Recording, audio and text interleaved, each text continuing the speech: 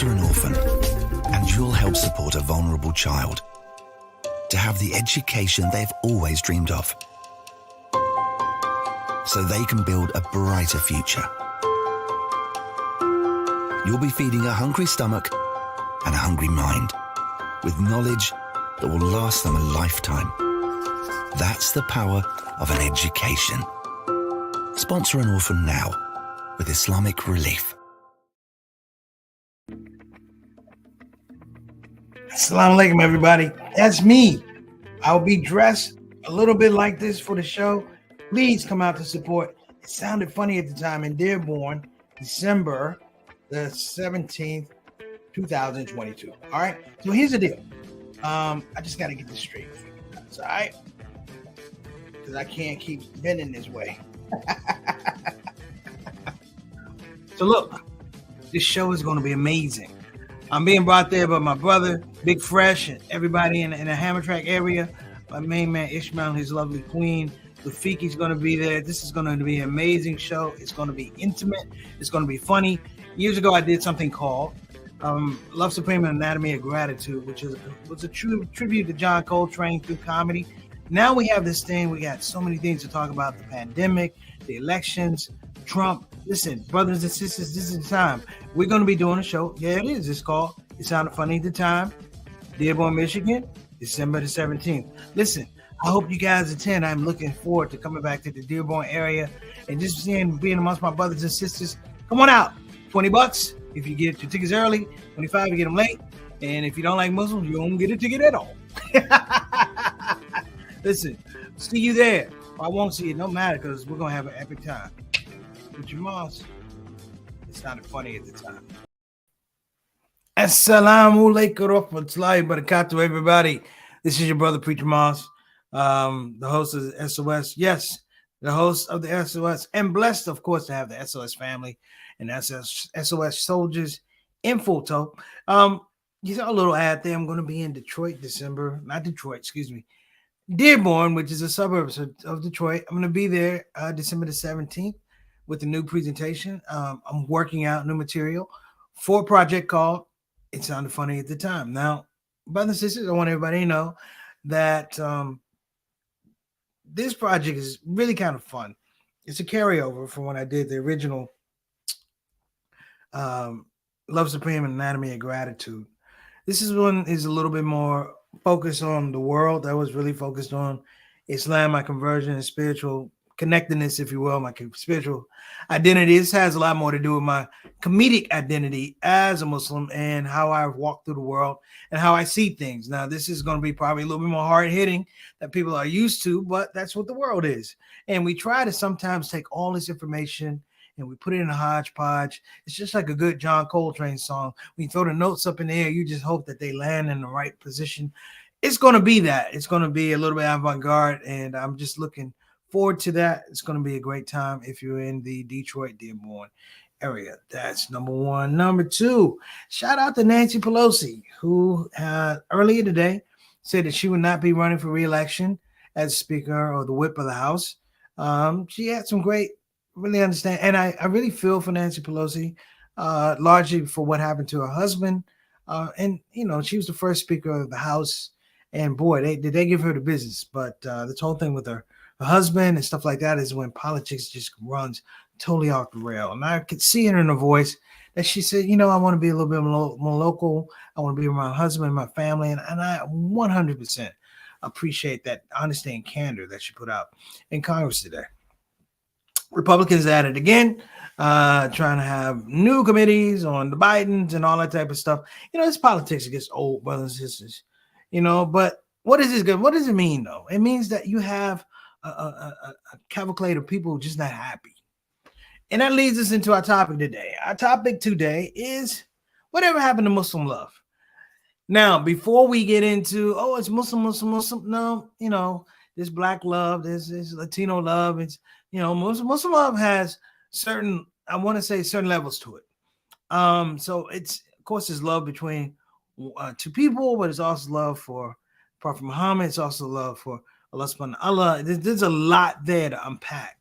So I really wanted to take some time, and for the time that I have, if you will, and began to explore. I can tell you what I thought when I first became Muslim. I can tell you what it was, when you get into relationships, marriages, and things like that. And then I can tell you from a little bit of outside view, because when you've been a Muslim for a while, you see things, some good, some bad, and they come and go. So this topic, if you will, I think it's timely. And I say it's timely because we're really in a world that these days does not value love. And we see it. We see it in our children. We see it in our politics. We even see it in our own masses and churches and synagogues. We see this. It is palpable. So I want to investigate this whole thing, whatever happened to Muslim love. You're going to be surprised some of the things possibly that I speak about. Some of them you know, some of them you won't know, but I'm going to take a shot at it.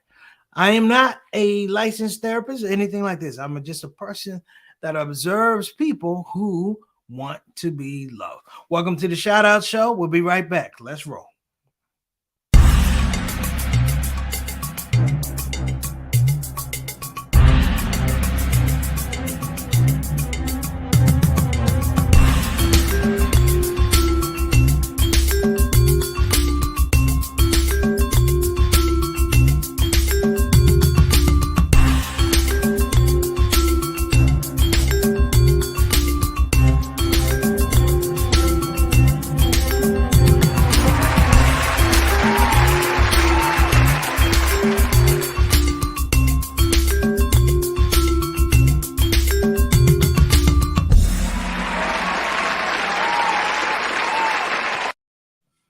And we are back. What's the other phone? I left it on my phone, people. So, I'll be right. Just stay right there.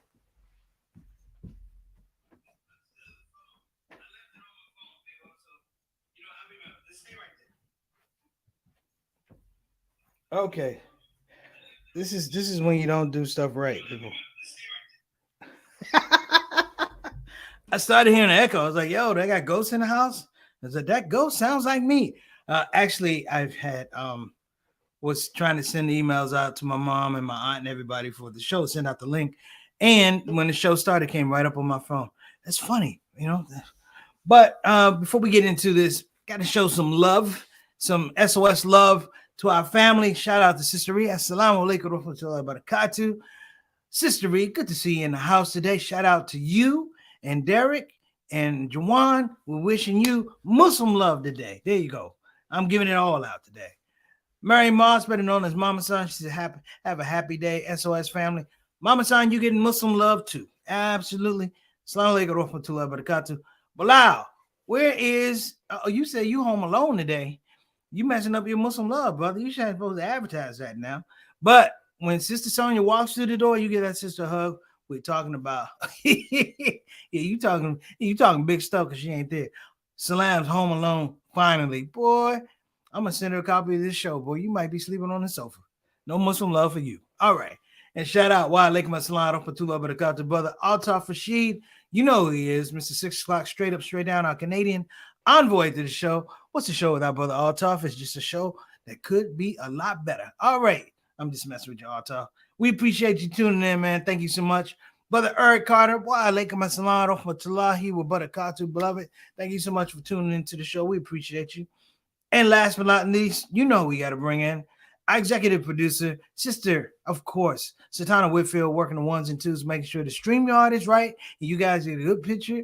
And she couldn't handle this thing about the phone. That was all on me, Satana. So I blew it, but I'm back now. It's okay. Wa alaikum assalam rahmatullahi wa barakatuh. So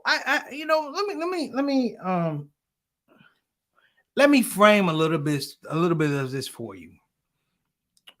When you become Muslim, or when I became Muslim, I always say there's we know there's 5 pillars of Islam. There's actually two additional ones. The one is fundraising, and the one is marriage. And if you get married, you're gonna be fundraising. You've heard me say that before. Because the scope of marriage and men and women in terms of relationships is that it grows a community. This is a community of servants, things like that. I get it. Have always gotten it. But one of the things that always amazed me, and fellas, don't take it wrong. Muslim brothers, don't take this wrong. Don't jump up on me. But I see a lot of Muslim brothers who really don't know how to talk to women. Look, Satana, that's right. I see a lot of brothers that don't know how to talk to women, and I see women that recognize men that know how to talk to women. And I say this could be problematic if you're a man, you're trying to express your emotions for a woman, you're trying to express how you think, how you feel. Because in some regards, we're told about marriage, but we're not really understanding the whole package of what that means and the different levels to it. And I say this because we have a situation, an evolving situation in the Muslim community, as well as other communities that people are not necessarily getting married or getting married a lot later in life. And I've delved into this a little bit. Why is it that we're waiting, later in life? And I think it has to do with the fact that the attractiveness of marriage is not what it used to be. Like, we don't really hype it up in terms of this is a beautiful opportunity. Any conference that you go to, any Muslim conference that you go to in America that's worth its salt is going to have what? A matrimonial session, a singles session. And the reason they have single sessions is because there are a lot of singles. And they have the thing, the fast, the quick date, quick speed, all that type of stuff, taken, of course, from a lot of other, Muslim, not even Muslim, but just single dating services and things like that. And we try to make it halal. But I think the fact is, particularly we as men, are not put in the room to be told about the essence of a woman in terms of how you love a woman. And this is, like I said, I'm not a scholar or anything like that. But what's given is, you see, brothers, I want her to be pious. I want her to pray, X amount of times a day. I want her to know the Quran. I'm like, yeah, but you got to say, I want her to be happy. And that's very, very important, because in Islam, wink, wink, we don't have dating. We do not have dating. The idea is that we have, in some regards, failed to really promote and provide the atmosphere for young men to fully appreciate. Like, we appreciate our moms to death. We appreciate our moms to death. But that appreciation, that love, is something that we watch between a mother and a father, if we're lucky. And so I think moving forward, it has a lot to do also about how we're framing families. Now, me, myself, I've been around a long time. I'm old, you know that. But my point is, I've seen a lot of, I don't want to say mistakes, but a general missteps in the terms of how we work. Like, sometimes even in the masjids, it can be a little crazy that, one of my first times I went to a masjid and I was on the road, I walked in and I knew something was wrong, because there were no sisters in the masala. And I was like, what? And this is coming from the WD Muhammad community. And I was like, where are the sisters? Are they hiding the sisters? And I said to myself, it's like, at what point do you think this is really going to work in the context of, and we're not talking about commingling and da-da-da, because in life, you're not going to be able to put all the women over here and all the men over here. I went to all boys school. That's what we had, female teachers. You're not going to be able to do it. There's going to be engagement at some point in time. And I think in a worldview, when we talk about Muslim love, and I've heard this spoken before, shout out to Imam Wazir Ali. When we talk about Muslim love, we talk about it in a pie, in a way of a pie, but the parts that are missing out of a pie. And he said, and sometimes all the parts are there, but there are ingredients that are missing in a pie. You see what I'm saying? Like, you can have a whole pie, but if you didn't put enough eggs in it, enough sugar, something's going to be wrong with that pie. Something's going to be wrong with that cake. If you didn't bake it long enough, it's not going to be what you consider a suitable cake. And a lot of times we are so, I don't want to say impatient, but expectations are unrealistic. Expectations are unrealistic. I was talking with a really, really good friend of mine, and he was just talking about he and his wife were going through some things, and it just hit me. And I said, we all find ourselves in these positions, and sometimes we look upon our mate as somehow being limited or deficient. I said, sometimes they're working to give us the best that they have or the best they can, and this is what it is. And at that point in time, you have to open yourself up to this might be the best it could be. It's like I get married and I'm 10 years into a marriage, and my wife goes, I don't like you because what is it? What is it? She goes, you ain't tall. Well, obviously I can't fix tall. But sometimes it's like, listen, we have to deal with capacity. And I think a lot of times we don't talk about capacity in Muslim love. Do we allow opportunities to, it's almost like a SWOT analysis, strengths, weaknesses, opportunities, threats, right? Strengths, of course, whatever. I did SWOT. I'm tired. But my point is, sometimes are we overcritical? Have we created a culture that's extremely critical about the marriage process before we even get to the love process?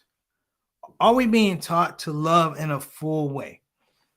Now, peep this, because Satan is going to cut me off in a minute. Peep this. Before I was Muslim, I can honestly say into my late teens, early 20s, I never told another man meaningfully, I love you. We didn't do that. Or if he's like, yo, love, he had to make it really, really masculine so people didn't think you were moist. Love, what's up, bro? My love, my brother. You have to say it like that. You can't be like, yo, man, I love you. It couldn't be like that. This is into my late teens and my 20s. When I took my Shahada, I saw men hugging each other, kissing each other, and I was like, yo, what is this? And it took me a number of years to realize this, that the joy that was emanating from these men was a joy for Allah subhanahu wa ta'ala and his messenger, peace and blessings be upon him. And I didn't have that before. We celebrate religiosity, but we don't understand the nature of love inside of spirituality. And a lot of times we don't carry it over. We'll leave it here. We don't, and I have a very good friend. She's one of my classmates. She's a licensed marriage therapist. And she says the fact that in conversation, particularly in the Muslim community, in conversation, we talk about Arabic and Farsi and all this stuff. You said, but there's never been a patented hold on love language. And I heard the term love language from Dr. Umar Abdullah, and we're going to talk about that when we come back here on the Shout Out Show. Love language. We'll be right back.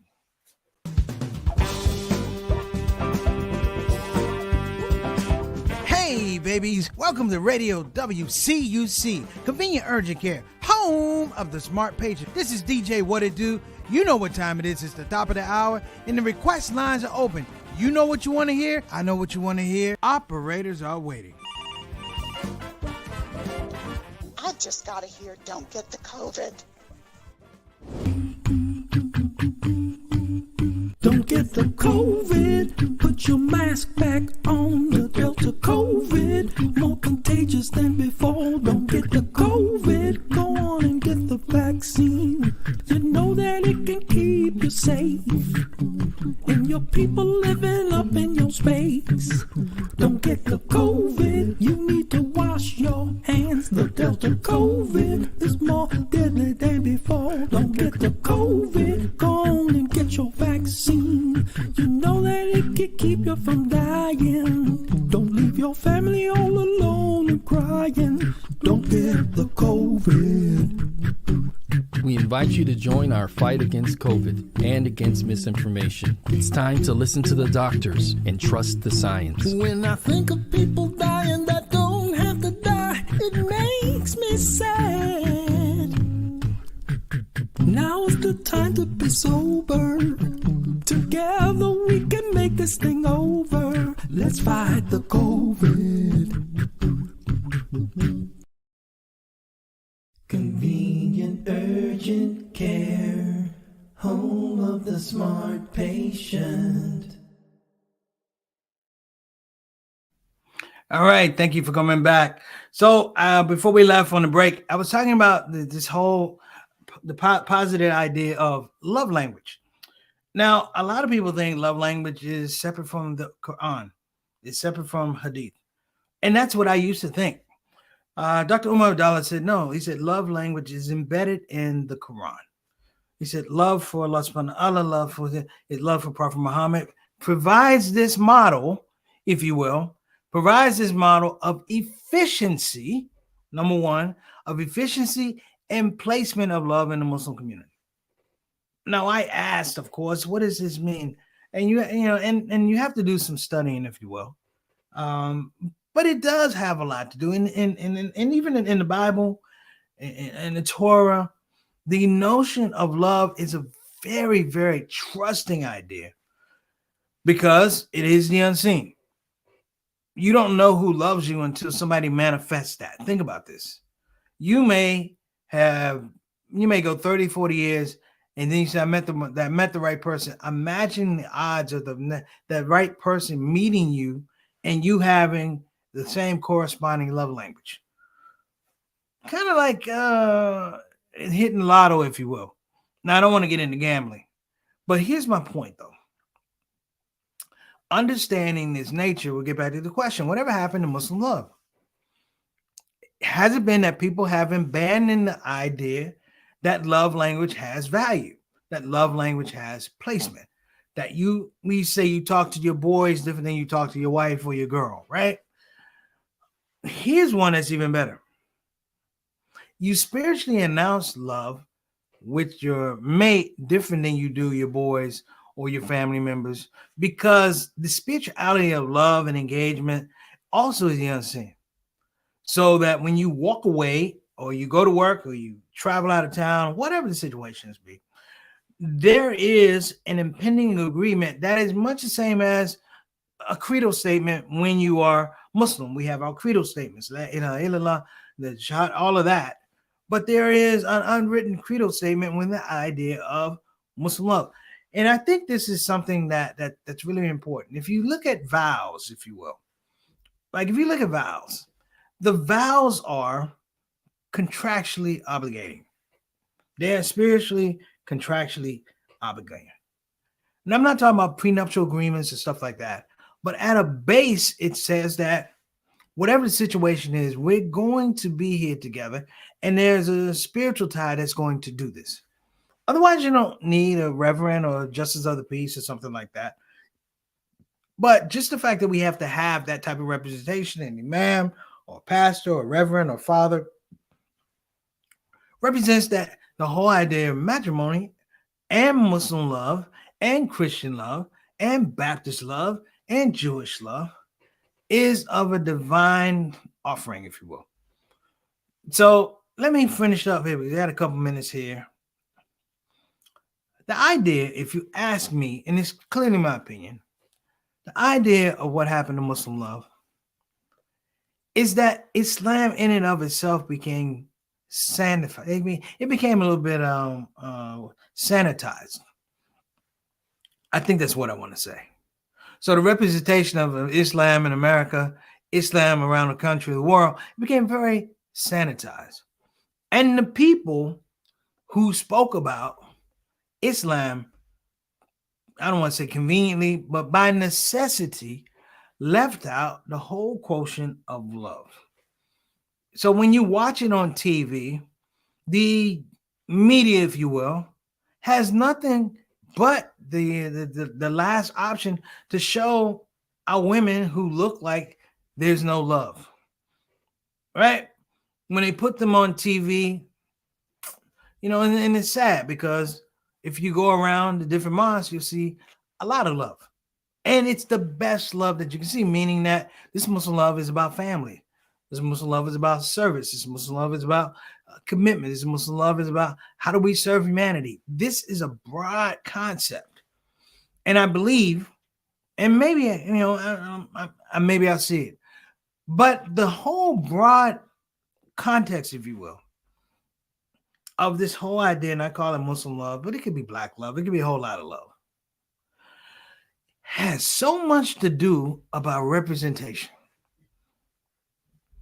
So in the idea of Muslim love, the idea of Muslim has been misrepresented. Thus, we're talking about, do you really have, hear me now, do you really have a place to stand up and yell, I love this person? Like there's a push now in the Muslim community to do like a Muslim romantic comedy. What is that? What is the Muslim romantic comedy? If it's not about service, if it's not about understanding capacity, who gets the raw deal in the terms of Muslim love is the sisters. I'm going to say that. It's the sisters. And I'm not saying it won't get better. Inshallah, it will. But we have to stand up and say, these are the things we have to work on as men. These are the things we have to work on as imams. These are the things we have to work on as people in the community. Because you represent love by the fact that, one, you recognize it, and two, you want to be a conduit for it to go other places. What's a marriage without joy? Not a great marriage. You say, what's a relationship without caring for one another? Not a great relationship. But we're talking about, and I'm going to ask this question again, whatever happened to Muslim love? It's not as strong as it used to be. Because we don't rep it as much as we used to. You see, in the 80s and in the 80s, when I saw a strong Muslim love, it was actually the brothers who were one another. It was the Nation of Islam brothers who were, I have love for my brother, and it sparked you a particular way. And even when they talked about the sisters, they didn't go on to the love language about the sisters, but it was apparent when they talked about how you care for the sister, how she needs to be protected.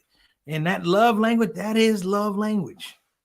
And do we do that enough in front of our kids, in front of company? Do we talk about the power of love in our relationships and the potential of love in our relationships? When you do the matrimonial thing, guess what you don't talk about? You don't talk about love. You talk about compatibility. That's my only thing about these matrimonials. And from my perspective, that's like I can be totally wrong. From my perspective, I think they need to have grandmas at these matrimonials who talk about how they built a relationship. How love, while it was the glue, you still needed bricks. While it was the mortar, you still needed bricks to build that foundation. Because right now you have young people talking about, you're still in a space. What do you mean young people? If you 50-some years old and you married 20-some years, you're still young. You don't know the nuances, because I feel like this. Society, environments, finances, these are all things that have an incredible amount of influence on our relationships. Our marital relationships, our family relationships, our spiritual relationships. But that being said, if you can recognize that there's something, that there's a superlative above those things, that and we say this before, and this is some of the old hadith. It's like, listen, you can take all of this away. He said, as long as I have Allah subhanahu wa ta'ala, right? How much of us say you can have all of this as long as I have love in place? If I have love over here, and I have the love of this person, or this group, or this family, and I have the love of Allah subhanahu wa ta'ala over here. This is the largest scope of what happened to Muslim love. We don't represent it in large spaces. All right, brothers and sisters, that's it today. I will see you on Monday, inshallah. Next week, I just want to give a heads up. Next week, probably not going to be doing a whole lot of heavy topics. I just need to have some fun. A lot of you all know I've been under stress, dealing with some family things, but Allah is the best of planners. So I just want to come off fresh, have a couple of days off. Let's have some fun next week. All right. And until next week, you have some fun. Have a great weekend. Assalamu alaikum wa rahmatullahi wa barakatuh.